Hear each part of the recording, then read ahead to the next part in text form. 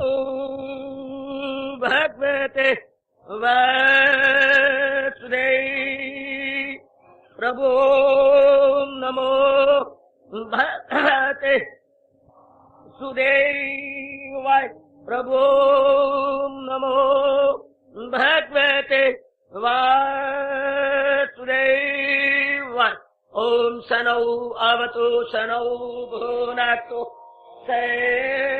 वीर्यं कर्वावहि तेजस्वी अधितमस्तु मा विद्विषावहि। हरि ओम शांति शांति शांति। ओम प्रभो ब्रह्म विद्या गीता भगवती की जय हो। बड़भागिन उपस्थित गीता अनुयायी मंडली, महाराज जी की अपरंपार दया कृपा से हम एकाग्रता एवं आदरमान सत्कार पूर्वक इन दिनों इस सायंकालीन विश्व संगत में श्रवण की जा रहे गए ये भक्ति से ओतप्रोत 12वां अध्याय। हजूर अर्जुन के प्रश्न के उत्तर में निराकार के उपासकों का वर्णन कर रहे हैं और ये बता रहे हैं कि निराकार के उपासक ब्रह्म का स्वरूप क्या होता है, एस्पेक्ट क्या होता है, स्वरूप परिचय समझ लीजिएगा। महाराज जी का परिचय क्या, गुण निराकार का परिचय देना तो असंभव है, पर भगवान जी खुद जो दे रहे हैं इसलिए ऐसे शब्दों का प्रयोग कर रहे हैं जिससे काफी पता लग जाता है निराकार के उपासकों को कि मैं किस तरह चिंतन करूं। तो पहले मेरे प्रभु ने बताया था कि निराकार के अक्षरम, निराकार के भगवान यानी उनको बोलते हैं ब्रह्म या ओम, वो अक्षर है अर्थात उनका कभी नाश नहीं होता। याद रखिए उनका नाश नहीं होगा जिनमें किसी प्रकार की तब्दीली परिवर्तन या विकार नहीं आता। जिसमें किसी प्रकार का परिवर्तन ना आए, किसी प्रकार का विकार ना आए तो उसमें वो कभी नाश नहीं होता। इसके उलट संसार के हर प्राणी पदार्थ में हर क्षण में, हर प्राणी पदार्थ के हर क्षण में परिवर्तन हो रहा है, इसलिए ये सब के सब नाशवान है। तो हम लोग और निराकार के उपासक ये जानकर अपना मन पूर्ण रूपेण भगवान में जोड़ने में कामयाब हो जाते हैं। वो बार बार बताते हैं कि ये क्षरणशील है और ये अक्षर है। बार बार हम लोग भी अपने एकांत में बैठकर जब कभी मन नाम रूप की ओर भाग रहा हो तो यही एक बढ़िया तरीका है रोकने का।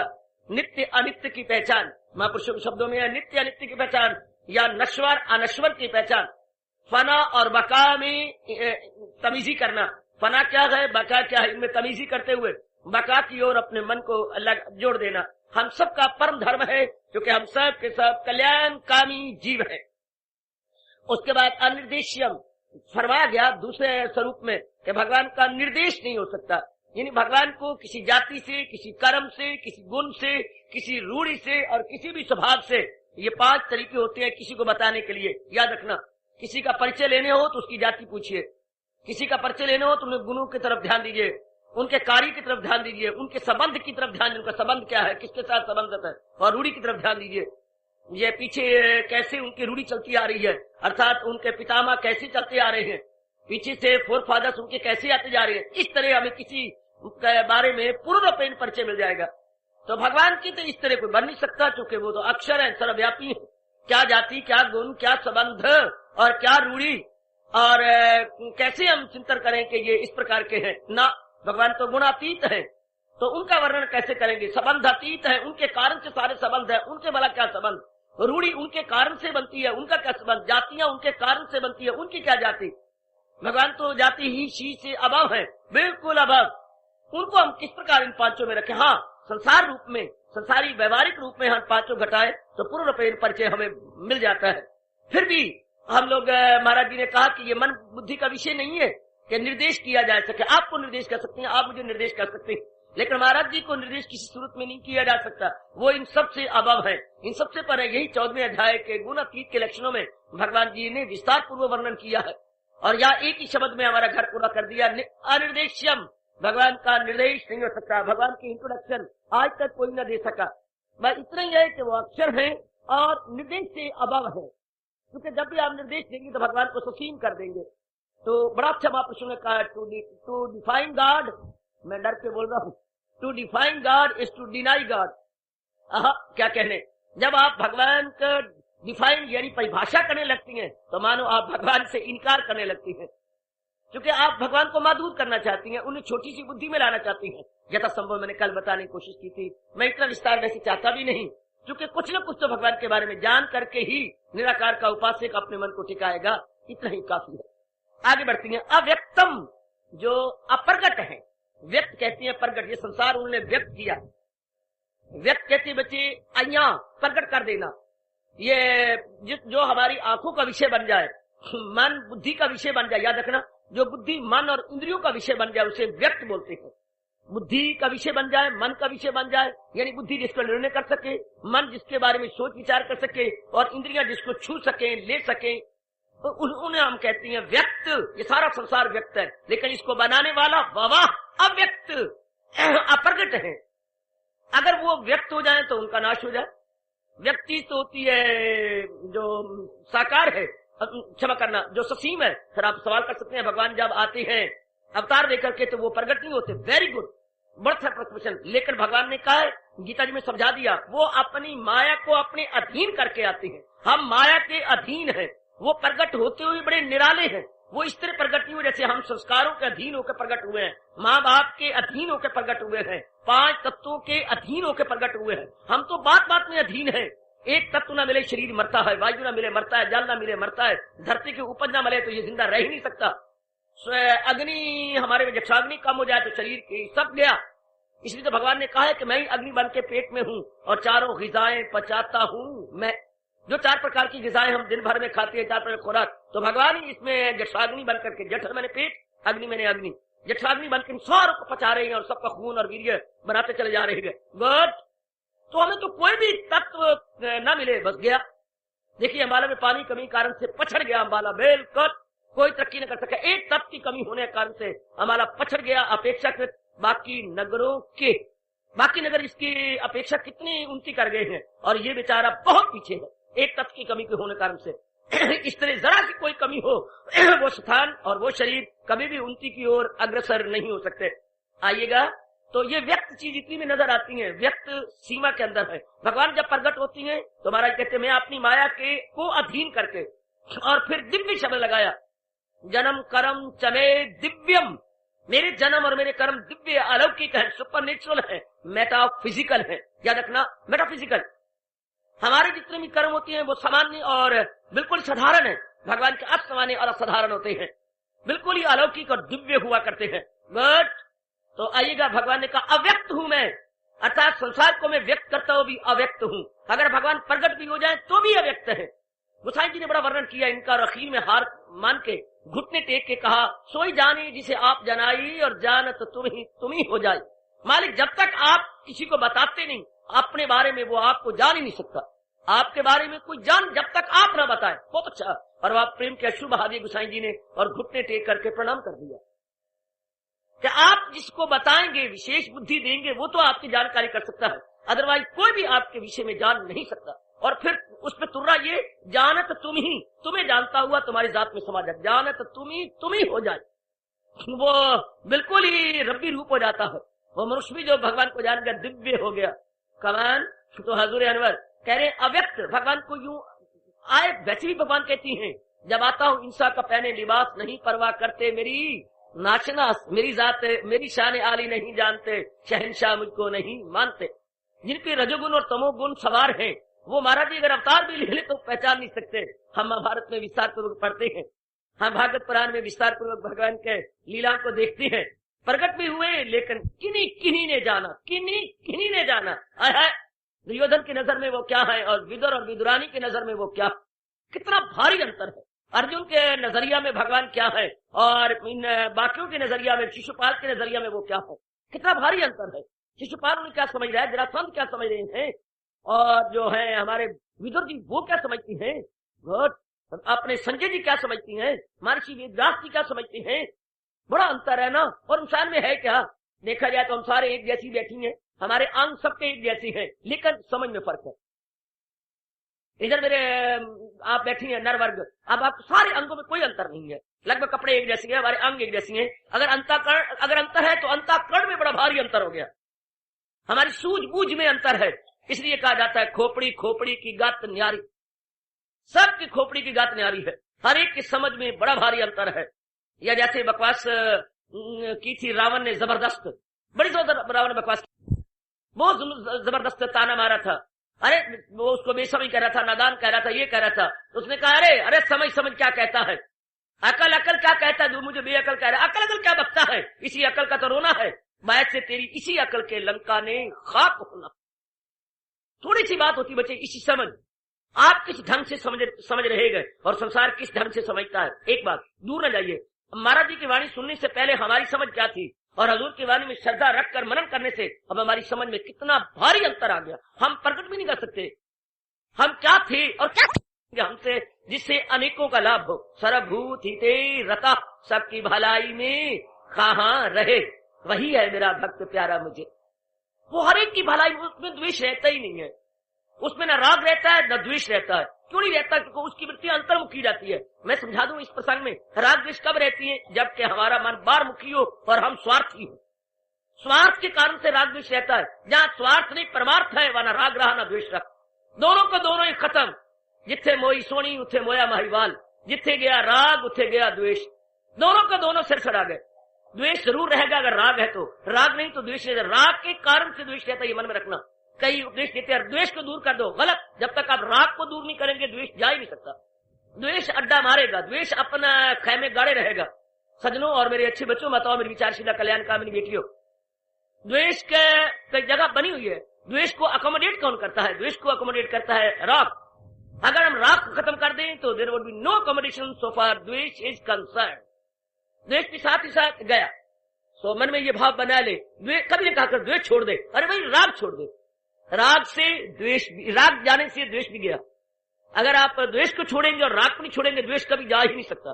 द्वेष जमा रहेगा, द्वेष आपके पास बना रहेगा। कमान मैं कह रहा हूं, अट्रैक्शन है तो रिपल्शन जरूर होगी है। If there is attraction in your mind, repulsion must be, it is but natural. इसी तरह रग़बत है तो नफरत जरूर होगी। अट्रैक्शन ही, जब आपके मन में अट्रैक्शन है तो अट्रैक्शन तब हुई जब कहीं से रिपल्शन हुई। जिसके प्रति आपको अट्रैक्शन है, हाँ पहले का अट्रैक्शन थी, कहीं थी पहले तो कोई ना कोई वस्तु या प्राणी आपको अट्रैक्ट कर रहा होगा, और आपने वहीं से मन हटाया ना, जहां से हटाया वहां रिपेल हो गए, वहां से रिपल्शन हो गई और अब नई जगह अट्रैक्शन हो गई। बात सोचने वाली है। अट्रैक्शन रिपल्शन आपस में इकट्ठे रहती है। शाबाश।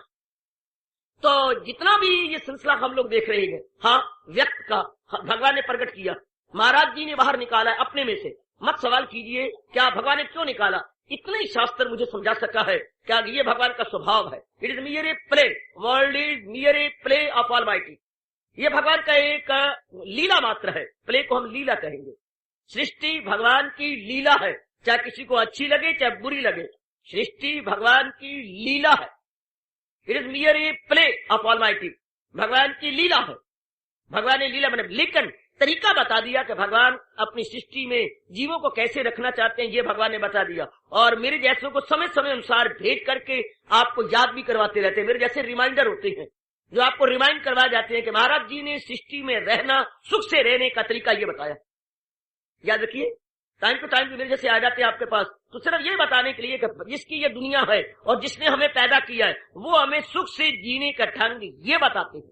अगर हम उनके अनुसार जीते हैं तो सुख से जिएंगे, वरना जिएंगे तो सही रो के पिट के पिटा के, रो के पिट के पिटा के, हम निहायत दुखी होके जिएंगे। इस बात को पले बांध लो। जो अव्यक्त है, जो प्रगट नहीं है, वो हमें बताता है कि भाई इस तरह जी लो। भगवान ने सृष्टि बनाई, खुद तो प्रगट नहीं हुए, लेकिन बता देते हैं कि इस तरह शांति से जियो। फिर भी उनकी बड़ी कृपा है जो अवतार रूप में आकर के हम लोगों को समझा गए, गीता के माध्यम से बहुत अच्छा तरीका दे गए। मैं तो यहां तक कहने की जरूरत किया करता हूं, क्या मैं ये नहीं कहता कि हम उस देश के वासी हैं जिस देश में गंगा रहती है। इससे पहले परमात्मा की कसम ये कहना चाहिए हम उस देश के वासी हैं जिस देश में गीता रहती है। गीता ही हमारी संस्कृति और हमारी सभ्यता का पूर्ण परिचय देती है, पूर्ण परिचय। हमारी कल्चर, हमारी सिविलाइजेशन क्या है, हमारा तहजीब तमद्दन क्या है, गीता इसका पूरा पूरा प्रमाण देती है। हम कैसी रहें जैसे हमारी गीता का फरमान है। भगवान ने बड़ी कृपा की मेरे और आप पर, जो हमें गीता प्रदान कर दी, हमें जो इतना चोटी का शास्त्र दे दिया। इसके अनुसार हम अपने जीवन के दिन और अपने लोक पर लोक दोनों को बना सकते हैं। कमाल ये मन में रख लीजिएगा कि जो भगवान अव्यक्त है, प्रगट नहीं होता, हाँ वो भगवान क्या गीता के माध्यम से जीवों कल्याण का तरीका बता गए हैं। अब यहाँ ब्रह्म का स्वरूप बताते हुए अव्यक्त कहा। भगवान क्या है? अवक्त। बिल्कुल ठीक है। अगर कभी प्रकट होती है तो भी अपने आप को छुपा के रखते हैं, सारों के सामने नहीं होते, सबको पता ही नहीं लगता, सब तो उन्हें ऑर्डिनरी समझते हैं, क्योंकि उन्हें रजोगुण तमोगुण का प्रवेश होता, अधिकता होती है, प्रोडोमिनेट कर रहे होते हैं। याद रखिए, जब तक किसी में सतोगुण की अधिकता, बहुलता, प्रचुरता नहीं होती, तब तक भगवान को नहीं समझ सकते। सतोगुण के प्रोडोमिनेट लाजमी तौर पर करना चाहिए। सतोगुण प्रोडोमिनेट करे मस्ट नहीं, बल्कि अनिवार्य रूप से, इंडिस्पेंसिबली सतोगुण बढ़ेगा तो आपका मन खामखा धर्म की ओर, धर्म के प्रवर्तक, धर्म के रक्षक भगवान की ओर जाएगा। बार बार जब सतोगुण बढ़ गया, दुनिया आपको फीकी नजर आएगी, दुनिया में जो आशाएं हैं वो खत्म हो जाएंगी, इससे आशा पूरी हो ही नहीं सकती। ये भाव रह के अपने आप ही आपके मन में आ जाएगा कि दुनिया से जो मैं सुख शांति की उम्मीद रखता हूं, ये मेरी भूल है, यहां से नहीं आराम मिल सकता, चैन नहीं मिल सकती, क्योंकि हर चीज हर क्षण में जा रही है, टिकी हुई वस्तु तो कोई है नहीं। तो ये होपिंग अगेंस्ट होप, कौन किसको समझाए? क्योंकि रजोगुण बड़ा हुआ समझ भी नहीं सकते। उम्मीद के बरखिलाफ उम्मीद रखे हुए हैं, आशा के विरुद्ध आशा रखे हुए हैं। मिलेगी शांति? कहां मिलेगी?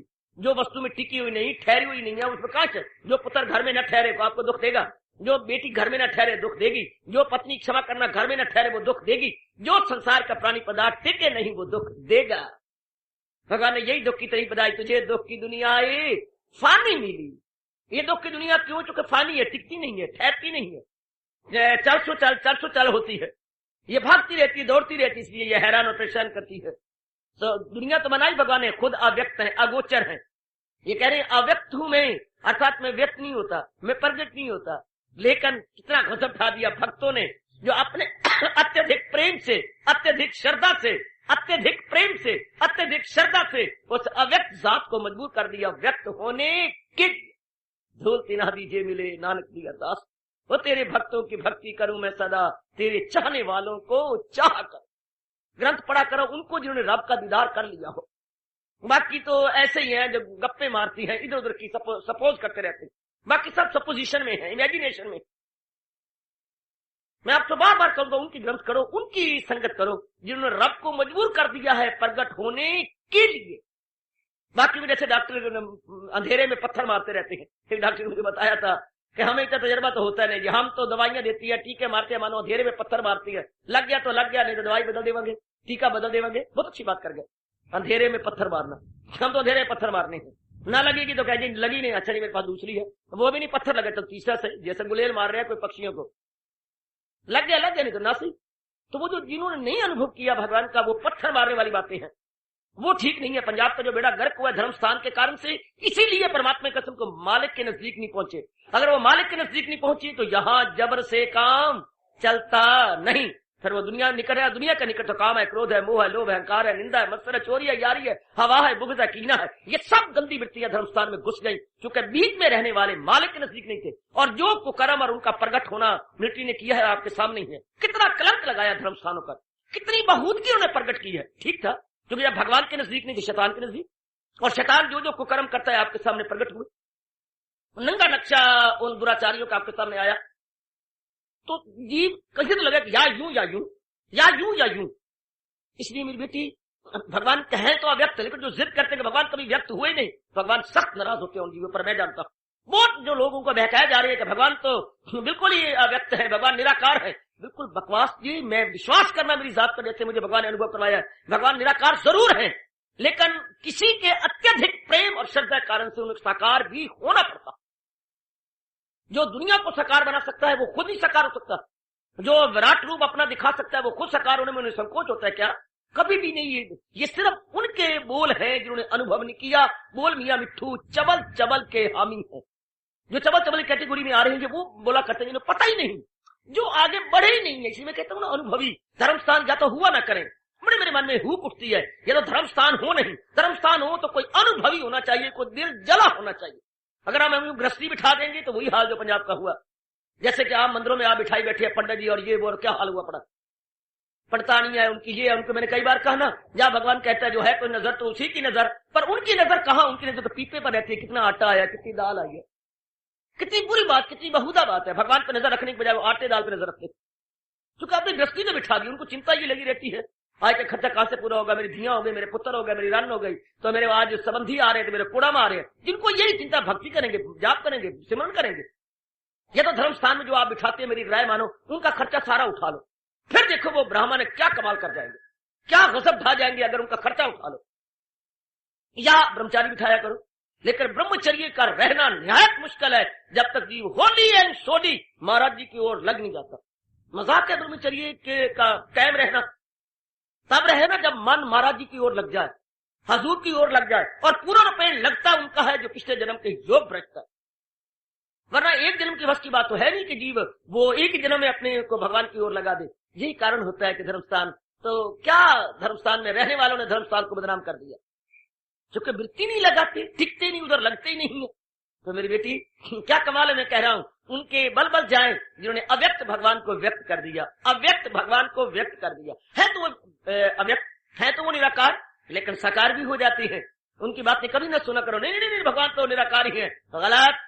पानी बह भी सकता है, लेकिन अत्यंत सर्दी लेकर के पानी बर्फ की शक्ल में जम भी जाता है, तो वही जल, लेकिन इतनी सर्दी उसने दी अपने अंदर कि जमे बिना रह नहीं, मुझ में हो गया बच्चे, वो बिल्कुल ही जम गया। इस तरह भगवान जम जाती है किसी विशेष रूप में, जबकि भक्त अत्यंत प्रेम और अत्यंत श्रद्धा से काम लेता, वो उसके अश्रु, प्रेम भरे अश्रु, याद रखना, भगवान को साकार रूप में आने के लिए मजबूर कर देते। भगवान नहीं देख सकते किसी के प्रेम भरे अश्रु। जब भी किसी ने प्रेम भरे अश्रु बहाने शुरू कर दिए, परमात्मा की कसम, परमात्मा का भगत आपको पुकार के कह रहा है कि भगवान मजबूर हो जाती है प्रकट होने के लिए। भगवान से कहते हैं मुझे और सब कुछ सहा जा सकता है, लेकिन अपने प्रेमी के अश्रु नहीं मुझसे सह जाते। वो मेरे लिए अश्रु बहाए और मेरी याद में अपने आप को तलीन करे और मैं अव्यक्ति बना रहूं, ये जिद मैं नहीं कर सकता।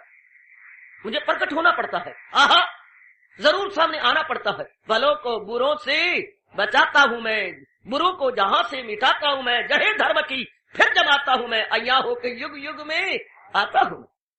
तो देखियो, ठीक है, भगवान अव्यक्त है, लेकिन इतना ही कट्टर ना बन जाएगा, वो बिल्कुल ही अव्यक्त है। कब जैसे मुसलमान बोलते हैं, जैसे और कोई संप्रदाय वाले बात चला देंगे, उनको डर नहीं लगता भगवान से, उनको डर के बोलना चाहिए। भगवान की बिजली कड़कती है बुरों पर जो दूसरों को बहका देती है।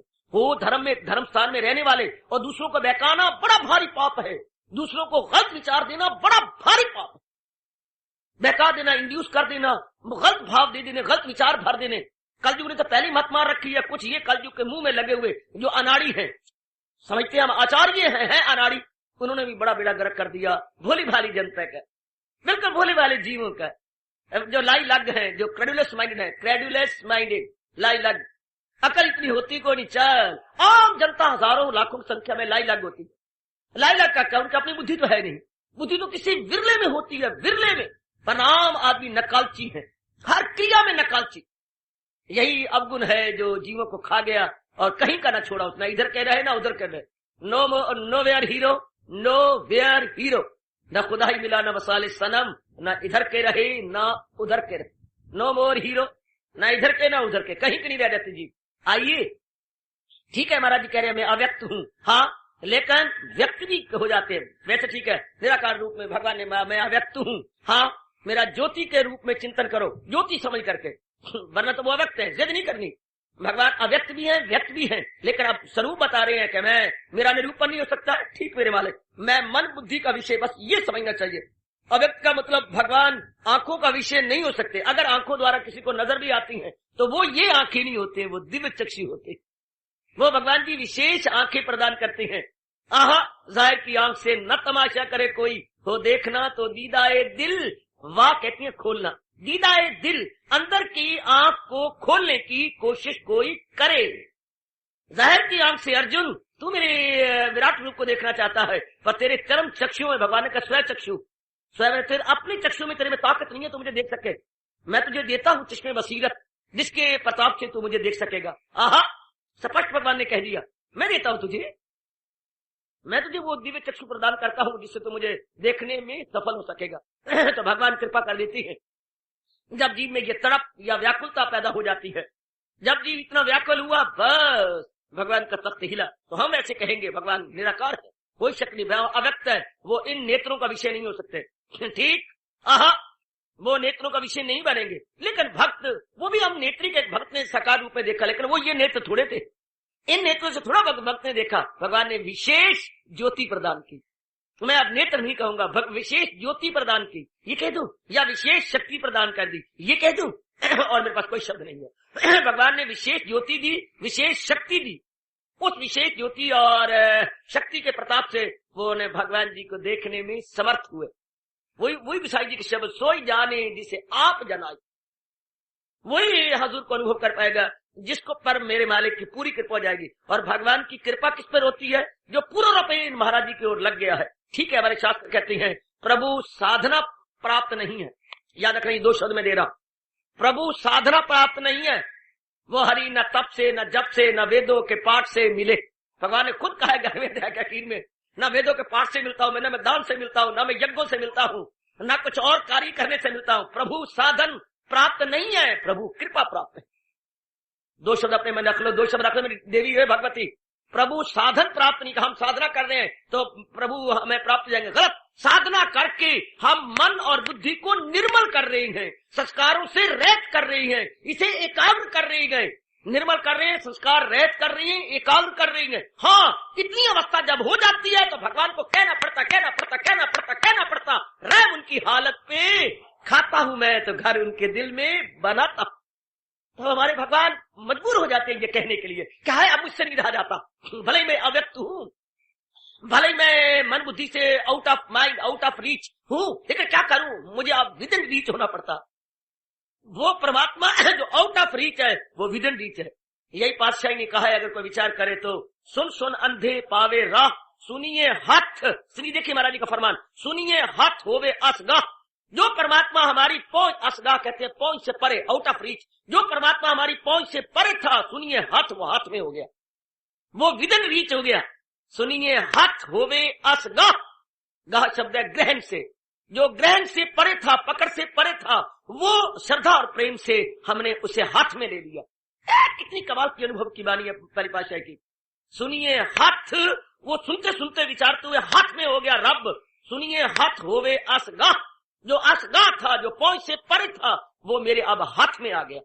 था तो अव्यक्त, पर भक्तों ने अत्यंत प्रेम और श्रद्धा से उसे व्यक्त कर दिया। फिर भी गुरु ग्रंथ साहब के पुजारी ये कहें कि रब तो राम के रूप में नहीं आते, रब तो निराकार है। कितनी गलती और कितनी भूल।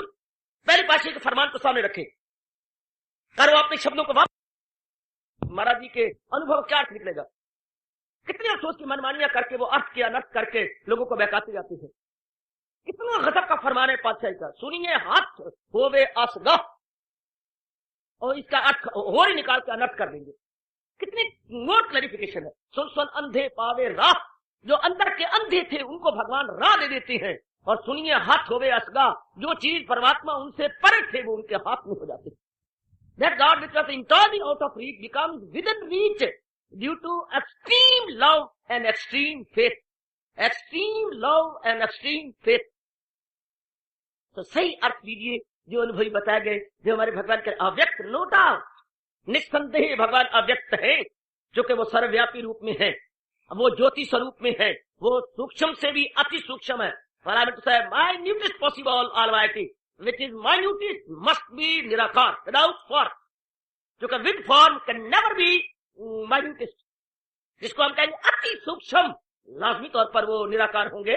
साकार कभी नहीं हो सकता अति सूक्ष्म, ठीक, लेकिन यही जिद करना कि भगवान है ही निराकार और बकवास करते हैं जो साकार वाले, बिल्कुल पाप के भागी बनेंगे। ऐसा न कहिए, ऐसा न कहिए बेटे। हजारों ने भगवान के अपने प्रेम के प्रताप से मजबूर कर दिया व्यक्त होने के लिए। बैठे हैं तेरे दर पे, या कुछ करके उठेंगे, या हौसले कर्म होगा, या मर के उठेंगे। ऐसों के लिए व्यक्त रब, अव्यक्त रब क्या करे। सर पर कफन लपेटे कूचा में तेरे आ बैठे, हजारों ताने अब हम पे लगा ले, जीता है। ऐसों के लिए परमात्मा क्या करे, जिन्होंने अपना कफन अब जिंदगी में जिंदा रहते हुए अपना कफन अपने सिर पे आप लपेट लिया, अपनी मौत को दावत दे दी। इससे बढ़ के कोई क्या करे। एक शरीरधारी इससे बढ़ के निर्मोही क्या बने, देहधारी इससे बढ़ के क्या निर्मोही बनेगा। सर पर कफन लपेटे कूचा में तेरे आ बैठे, हजारों ताने अब हम पे लगा ले जिसका जीता। जब इतने निर्मोही हो जाते हैं, जगत को घोट के पी जाते हैं, भगवान बस कहते आ जाओ मैं आया, मैं कई बार कह चुका हूं, जिसको जगत ना हिला सका वो जगत पति को हिला गया। जिसको जगत ना हिला सका वो जगत पति को हिलाने में कामयाब हो गया। वैसी हमारी कोई जिद नहीं, भगवान अव्यक्त हैं, वो अर्थात मन बुद्धि का विषय नहीं हो सकते, जो कि मन बुद्धि का विषय तो वो होती है जो ससीम हो, जो महदूद हो, जो फाइनिट हो। भगवान मन बुद्धि से क्योंकि इन्फिनिट है, वो मन बुद्धि के परे है। शाबाश। लेकिन ये भी बात नहीं है कि मन बुद्धि में किसी के आए नहीं है, ऐसी बात नहीं है। वैसे भगवान ने 10वें अध्याय के शुरू में कहा है, मुझे ऋषि और देवता भी नहीं जान सके। शुरू में पढ़ा होगा आपने, मैं देवताओं और ऋषियों को भी अरमा रहा। ये दर्शन उन्हें कब हासिल हुआ?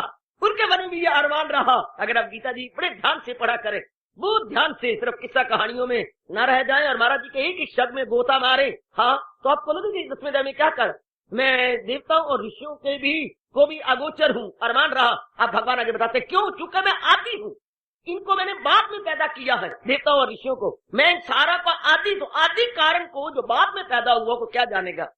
पुत्र क्या जाने माँ बाप को, चूंकि माँ बाप पुत्र को पैदा करने वाले हैं, न कि पुत्र माँ बाप को पैदा करने वाले हैं। कभी कभी पिता ने नाराज होकर के मुझे और आपको कभी तो कहा होगा, हमें तो कहा था, आपको मैं नहीं कह सकता, कहा होगा जरूर। कभी तो अम्मा ने तुझे कहा होगा, मैं तेरी माँ नहीं भैरी रखने की, तू मेरी माँ है। अच्छा अम्मा माफ कर दे। कभी तो बाप ने कहा होगा, तेरा मैं पिता को, तू मेरा पिता। पिताजी समझ आता हूँ, और मैं तेरा बाप हूँ, तू मेरा बाप है। पिताजी बस बस बस बस बस मुझे आपने शर्मिंदा कर दिया, आप ही मेरे पिता हैं और हमेशा रहेंगे, बस फिर मन जा। हाँ पिताजी, मैं हाँ सिर झुका के और घुटने टेक के मनने को तैयार हूँ। इसी तरह ऋषियों और देवता क्यों नहीं जान सके? वहां बड़े इतराज उठते हैं कि ये भी नहीं जान सके, क्यों? कैसे जाने? जो आदि है, जो इनके भी आदि, इनके भी बाप है, बापू के बाप, मैं सारे जहां का हूँ, माता पिता में दाता हूँ, सबका मैं हूँ आसरफ। जो इनके भी कारण है वो इनको कैसे जाने? कार्य अपने कारण को नहीं जान सकता। याद रखना, effect can never recognise the cause. Effect can never recognise the cause. कितनी को मिट्टी जो है घड़ा पेट मरे, अपनी असलियत मिट्टी को नहीं जान सकता कि मैं मिट्टी से बना हूं। पेट मरे कि वो आदि कारण है। इंसान जितनी मर्जी कोशिश कर ले, वो अपनी आदि कारण पिता को, ऋषि इत्यादि, देवता इत्यादि भी नहीं जान सकते। इसलिए हजूर कहते हैं, देवताओं और ऋषियों के मन में भी अरमा रहा, वो भी मुझे पूर्ण रूपे ना जान पाए। कैसे जाने? तो आगे दलील दी है कि मैं इनका कारण हूं। I am the cause of all दोष। भगवान कहते हैं, I am the cause of all दोष, मैं उनका आदि कारण हूं। वो मुझे कैसे जानेंगे? हाँ, न जाने ये समझिए कि वो अव्यक्त है, लेकिन जीव को प्रेरणा दे देती है। प्रेरणात्मक शक्ति वही है, उन्हीं से हम लोगों को डिवाइन इंस्पायरेशन मिलती है। अव्यक्त होते हुए भी इंस्पायर कर देते, जैसे आपको इंस्पायर कर रखा है, मुझे इंस्पायरेशन दे दी है। नारी चोले के अंदर आपको कलयुग में भी इंस्पायर कर दिया है, प्रेरणा दे दी है। तो वो अंतर्यामी वही अव्यक्त भगवान यूं भी कह रही है, सुनर्जन में हूँ आत्मा बिल यकीन, जो है जानदारों के दिल में मकीन। शाबाश। अगर किसी ने व्यक्त या अव्यक्त, साकार या निराकार भगवान को अनुभव किया, तो आपने भीतर भी अनुभव किया ना। कई बाहर तो नहीं गए, अव्यक्त वाले भी कहीं आकाश में तो नहीं उड़ गए, किया तो आपने भीतर। और जो व्यक्त के मानने वाले हैं, यानी गॉड विद फॉर्म मानने वाले हैं, उन्होंने भीतर में किया। किसी भी देश के अंदर किसने भारत के बारे में जानना होगा तो लाजमी तौर पर उनको दूताले में जाना पड़ेगा। हाय ये मेरे गुरुदेव ने मुझे समझाया था। भारत को जानना, किसी ने जानना, बार अमेरिका है, हाँ, और ऑस्ट्रेलिया है, हाँ, या और हर जगह हमारे दूताले हैं, हर जगह हमारी एम्बेसी है, एम्बेसी।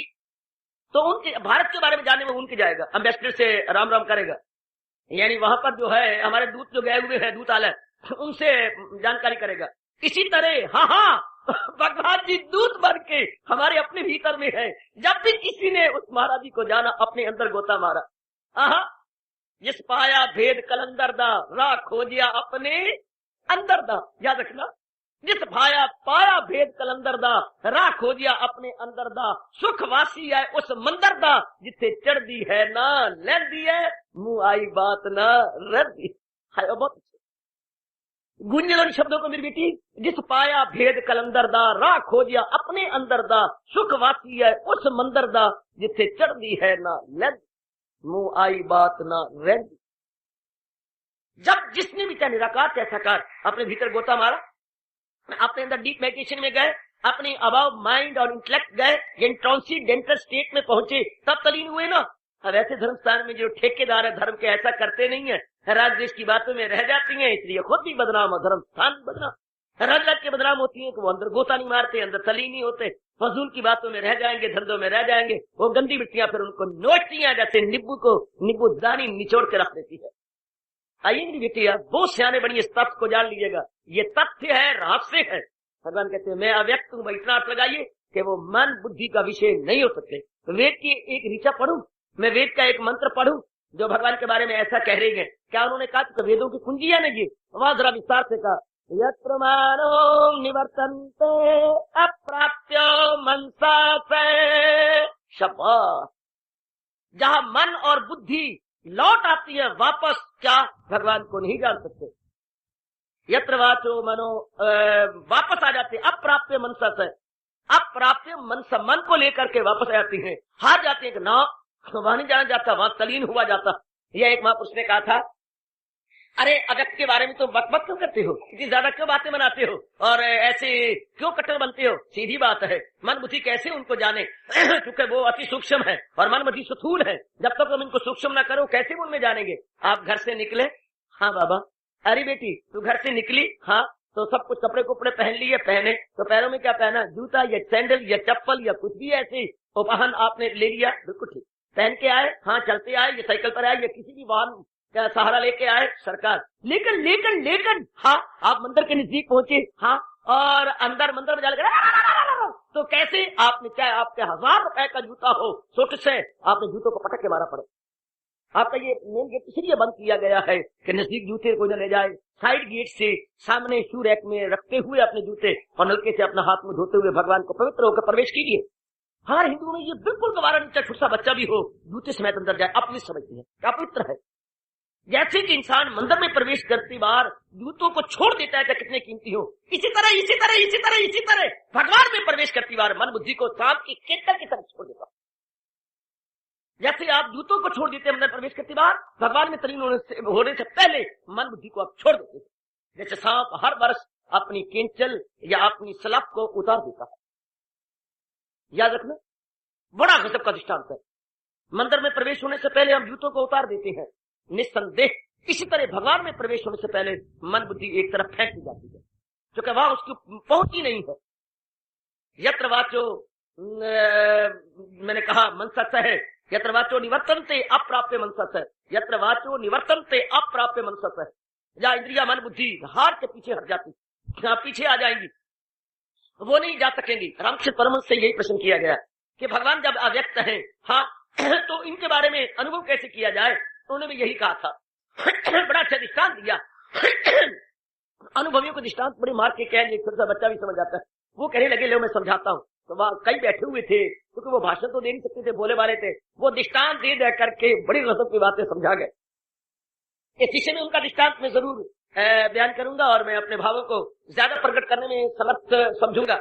कहने लगे अपने अनुभवी महापुरुष जो विशिष्टावधि बड़े चोटी के अनुभवी हैं, रामकृष्ण परमहंस जी फरमाने लगे कि भाई एक सौदागर था, वो हजारों रुपए का माल लिए हुए जा रहा था किसी दूसरी मंडी में उनको बेचने के लिए। उन दिनों पर ट्रक तो हुए नहीं, सब भली प्रकार जानते हैं, कोई यातायात के विशेष साधन नहीं थे, यातायात के विशेष साधन उन दिनों नहीं बने हुए थे।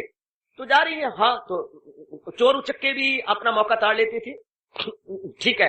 तो 3 चोर जो के एक जंगल के विशेष वृक्षों की ओट में बैठे हुए थे, तो वो बेचारा शामत का मारा अकेले ही वहां से गुजरता ही रहता था। तो उन्हें हमला कर दिया, हमला करके अच्छी तरह उसे लूट लिया, बिल्कुल ही लूट लिया, कुछ नहीं छोड़ा, का बना दिया।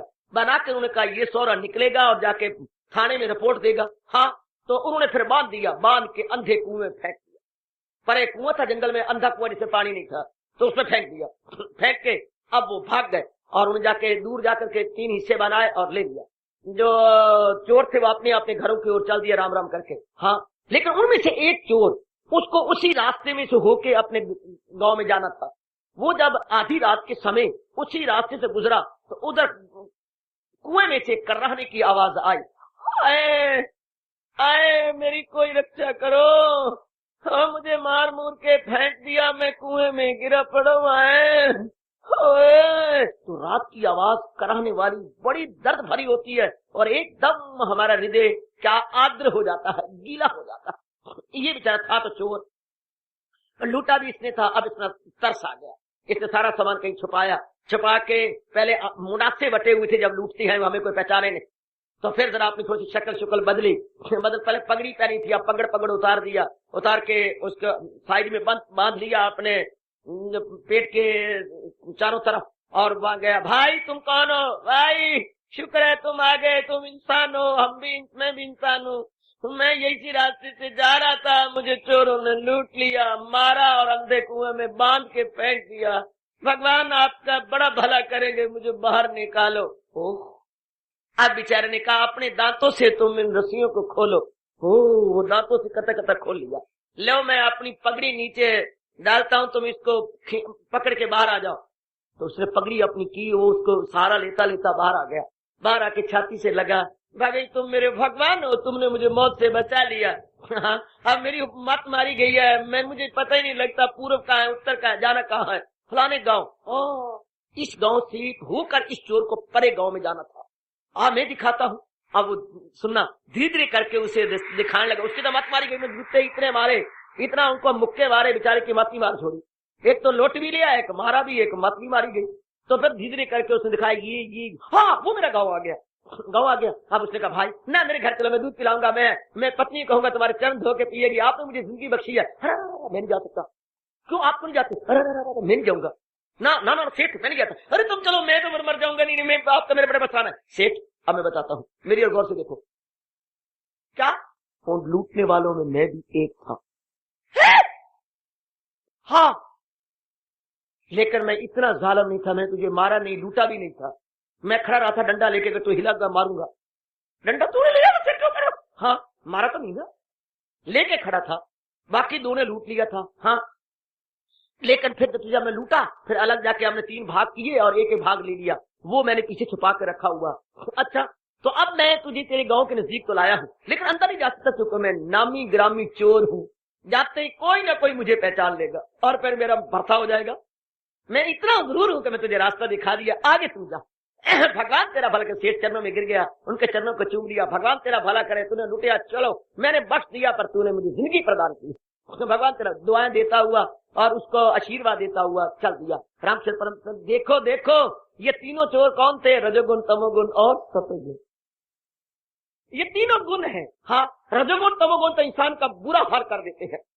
तमोगुण को मरकर जो जिंदों में आए, दरिंदों परिंदों चरिंदों में आए। रजोगुण जो मरकर जिंदों में आए तो पहले किरदार में आके ले या लटके रहे दरमिया। सतोगुण का है गुण सबसे अलग। हाँ, तो ये क्या है? ये ऊपर उठा के ले जाता है, ये देवताओं की ओर ऊपर पुण्य लोकों में ले जाता है। ये जाए सुई आसमां। महाराज जी ने फरमाया सतोगुण में दया होती है, सतोगुण रास्ता दिखा देता है, लूटे हुए को पकड़ भी लेता है, लेकिन खुद उनके गांव में नहीं जा सकता। मैं बचाना जाऊंगा। इस तरह हाँ, हमारे में जो सतोगुण के कारण से मन बुद्धि है ये निर्मल हो जाती है। भगवान की ओर ले भी चलेंगे, हमारे पर दया भी करेंगे, हमारे में विवेक वैराग भी भर देंगे, हमारी साधना भी कराएंगे। लेकिन जब भगवान का घर निकट आएगा तो मैं नहीं हो सकता, तू चला जाओ, अंदर तलीन हो जा। मैं नहीं, मेरी पहुंच वहां नहीं है। तू अपने जो निर्मल कर चुका है अपनी बुद्धि को तलीन हो जा। शाबाश। इसलिए भगवान कहे मैं अव्यक्त हूँ, मुझे कोई इस रूप में नहीं जान सकता। वो कृपा करे ना, वो चोर की तरह का रास्ता दिखा दिया लेकिन खुद नहीं जा सका। इसी तरह हमारी साधना तो हो जाती है इन गुणों के कारण से, इस गुण के कारण, सतोगुण कारण से, लेकिन बजाते खुद इनकी अप्रोच मालिक तक नहीं है। ये खुद तलीन नहीं हो सकते। दृष्टांत याद रखना देवियों। तो हमारा अव्यक्त है, फिर कई प्राप्त करेंगे। अव्यक्त है तो फिर उनको अनुभव क्या करने, फिर उनको क्यों याद करूं, भजन करूं? अरे नहीं, उनका अनुभव हो जाता है, उनकी प्रेरणा मिल जाती है, उनमें तलीन हो जाती है, मन बुद्धि निर्मल हो जाती है और बाद में वो अपने आप को प्रकट भी कर देती है, बाद में अपने आप को वो दिखा भी देती है।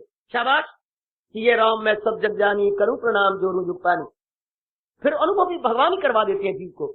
अव्यक्त तो है, इसमें कोई शक नहीं। जब भी वो प्रकट हुए अप्रगट हो गए, जब भी वो अवतार लेके आए उसके बाद वो अंतर्धान भी हो गए। अंतर्धान भगवान के लिए कहा जाएगा, अंतर्धान, वो अंतर्धान भी हो गए निस्संदेह। तो भगवान का तीसरा स्वरूप बताया गया। पहला स्वरूप कहा गया भगवान जी क्या है? भगवान जी हैं अक्षर अविनाशी। फिर अनिर्देश्य, भगवान को किसी भी तरीके से निर्देश नहीं किया जा सकता, उनका परिचय दिया जा सकता किसी गुण, जाति से, गुण से, कार्य से, या उनकी रूढ़ी से या उनके संबंध, किसी संबंध से ना, ऐसा तरीका नहीं है। जीव खुद अनुभव करता है अपने आप में से। ये बताया गया। अब आज क्या कहा गया? अव्यक्तम, भगवान अव्यक्त है। भगवान कभी प्रकट नहीं होते, यानी इन बारी आंखों का विषय नहीं होते। भगवान अगर साकार में आते हैं तो जीव को दिव्य चक्षु प्रदान करती हैं। एक विशेष बुद्धि उनको इंट्यूशन आई, इन्हें बोलेंगे डिवाइन इंट्यूशन आई। वो इंट्यूशन आई विशेष बख्शती है, सब जीव उन्हें अनुभव करने लगता है। तो अगर इन आंखों का विषय तो नाना हुए, वे अव्यक्त तो है। आहा आहा आहा, वो अपने आप में तलीन रहती है अपने सर्वव्यापी रूप में, लेकिन जिन पर विशेष कृपा हो जाती है, जैसे सुखदेव जी पर हुई। हमारे भारत में निराकार के उपासकों में सबसे पहला नाम लिया जाता है श्री सुखदेव महाराज जी का, ब्रह्म ज्ञानी सुखदेव जी का। निराकार के उपासकों में सबसे पहला नाम आता है ब्रह्म ज्ञानी सुखदेव जी महाराज। बड़ी चोटी की साधना करके उन्होंने अपना नाम रखा हुआ। अभी तक उनका रिकॉर्ड किसी ने बीट नहीं किया। सुखदेव जी का चोटी का ब्रह्म ज्ञानी, जनक का भी नाम नहीं लिया जाता, पहले सुखदेव जी का नाम लिया जाता ब्रह्म ज्ञानियों में। क्या कहने, क्या कहने। तो उन्होंने किसका अनुभव किया? आकर साकार भगवान ने ही तो दिलासा दिया था, विश्वास दिया था। वरना हंसने वाली बात है, हंसते रहना घर में जाके। माँ के पेट से ही नहीं निकलते थे, 11-12 साल के पेट में ही हो गए। इतने सूक्ष्म बने हुए थे कि निकलते ही नहीं थे। तब व्यास जी ने पूछा, ऐ पेट में स्थित गर्भ, तुम बाहर क्यों नहीं आते? तो उत्तर दिया कि बाहर में क्या हूँ, बाहर तो वृत्तियां का जोर है, बाहर तो कामनाएं बढ़ी हुई है और गुणों का जोर है, और तुम मेरे पिता हो, जरूर कोई न कोई ममता में आ जाएगा। तुम आपने चाना से मुझे शिव जी से दिया है, तो फिर तुम बाहर नहीं होगे। माँ के पेट को भी झोंपड़ी या कुटिया बनाते हुए भजन करते रहोगे। मैं कोई माँ को दुख नहीं दे रहा, माँ को महसूस भी नहीं हो रहा, मैं तो यही रहूंगा, माया में नहीं आता, तो तुम बिल्कुल नहीं आओगे। हाँ पिता, मैं आने को तैयार हूँ। गुरु से बातें हो रही हैं और अंदर से बोल रहा है, आने को तैयार हूँ। अगर मायापति भगवान कृष्ण मेरी माँ के सामने आके वचन दे कि मेरी माया तुझे स्पर्श नहीं करेगी, तब मैं तत्काल बाहर आ जाऊंगा। भागवत राम में ये प्रसंग रोमांचकारी है और एकांत में बैठ के पढ़ने योग्य है। तब मैं बाहर प्रकट बाहर आ जाऊंगा। अगर भगवान आके मुझे वचन दे, भगवान आके वचन दे कि मम माया दुरत्या, जो मेरी माया, कहाँ इसे हिंसा कोई पार हो, वो आके मुझे वचन दे कि पुत्र तुझे मेरी माया स्पर्श नहीं करेगी, तब मैं आऊंगा। शाबाश। तो इतने चोटी के ब्रह्म ज्ञानी वो अव्यक्त को भी मजबूर कर गए अंतर में अनुभव कराने के लिए। भाई इतना ही रखिए कि भगवान मन बुद्धि का विषय नहीं हो सकते। भगवान, मैंने अभी भी कहा, भगवान साधना प्राप्त नहीं है कि हम साधना के प्रताप से भगवान को कर लेंगे। तो हम कहते हैं ना, हम मेहनत करके धन को प्राप्त कर लेंगे, हमें हमारे मन में ये गलतफहमी है। हम मेहनत करके पढ़ लेंगे, हम मेहनत करके शादी कर लेंगे, हमारे मन में ये है कि परिश्रम करके क्या क्या नहीं मिल जाता, हिम्मत करे इंसान को क्या हो नहीं सकता। लेकिन भगवान के विषय में ऐसा नहीं हो सकता। हम हिम्मत तो मारेंगे, लेकिन प्रभु कृपा करके दर्शन देंगे हमारी मेहनत करके, क्योंकि मेहनत करने से मन बुद्धि उनके दर्शनों के योग्य हो जाती है। याद रखिए बेटे, हमारे अंतःकरण निर्मल हो जाती है। पर छाती पर हाथ धर के ये न कहना मैंने घोर तप किया तो मुझे भगवान मिल गए। भगवान कहता है गलत, न तप से, न जप से, न भजन से मिल सके हरि। भगवान ने स्पष्ट कहा है, मैं इन बातों से नहीं मिल सकता। अगर तुम्हारे मन में ये हो कि मैंने ये किया, नहीं, इनके बदौलत तुमने अपने आप को निर्मल किया, तब मैं तुम्हारे पर कृपा करके प्रकट हो रहा हूं। बहुत अच्छे। यानी फिर कहना पड़ेगा, भगवान साधना प्राप्त नहीं है, भगवान कृपा प्राप्त है। जब वो अपनी पूर्ण कृपा कर देती है तो प्रकट हो जाती है। धन्य ने कौन सा तप किया था, भजन किया, सिमरन किया था, लेकिन इतने निमाने बन गए, इतने विनम्र और प्रेम और श्रद्धा में भर गए कि भगवान ने कृपा कर डाली। बिल्कुल कृपा, पूर्ण कृपा हो गई, पूर्ण कृपा। महाराज जी ने कृपा, याद रखिए, प्रभु कृपा प्राप्त है, प्रभु साधन प्राप्त, परिश्रम प्राप्त नहीं है कि हम घोर परिश्रम करेंगे और भगवान प्रकट हो जाएंगे। ये गलतफहमी। इसी समय मेरे पास बैठे बैठे अपने मन में से निकालिए, ये फतूर को निकाल दीजिएगा। ये फतूर संसार के बारे में तो सिद्ध हो सकता है कि मैंने बड़ी मेहनत की, मैंने धन प्राप्त कर लिया, मैंने बड़ी मेहनत की, मैंने BA MA कर लिया, मैंने बड़ी मेहनत की तो मैंने फलाने जगह शादी कर ली। ठीक, दैट वी ऑल बिलीव। लेकिन ये नहीं कोई बिलीव करेंगे मैंने घोर तप किया भगवान प्रकट होगा। गलत। घोर तप के कारण से मन बुद्धि इस काबिल हुए कि भगवान ने कृपा कर दी और अपने अव्यक्त स्वरूप में से व्यक्त प्रकट कर दिया। शाबाश। अव्यक्त में से व्यक्त या अव्यक्त का अनुभव करवा दिया। अनुभव तो भगवान ने करवाना है ना, अब वो चाहे तो अनुभव होगा ना। अनुभव करवाने में तो महाराज जी है, मन बुद्धि तो जड़ है और वो चेतन है। वो चाहे, वो समझी कि मैं कैपेबल हूँ, वो समझी कि मैं इस योग्य या डिजर्विंग हूँ, तभी होगा ना। यही मेरे गुरुदेव कहा करते, deserve only, desire not. Deserve only, desire not. तुम सिर्फ डिजर्व करो, तमन्ना ना करो, कोशिश ना करो। जब तुम डिजर्व हो जाओगे तो भगवान का असल नियम है, when the people is ready the teacher himself comes. ये शायद ही कहीं पढ़ा हो आपने, when the people is ready the teacher himself comes. ये महाराज जी का फरमान है। क्या जब शिष्य खुद तैयार हो जाता है तो उस्ताद को खुद आना पड़ता है। वरना हमने तो पढ़ा है हमेशा प्यासा कुएं के पास जाता, लेकिन यह कुआं प्यासे के पास आता है जबकि उसको प्यास जबरदस्त लगी होती है और लबों पे उसकी जान आ जाती है, तब कुएं को खिड़ के आना पड़ता है। क्या गजब! When the people is ready the teacher himself comes.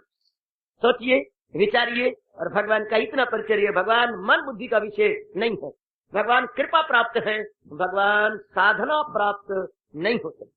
हार्दिक धन्यवाद। आशीर्वाद।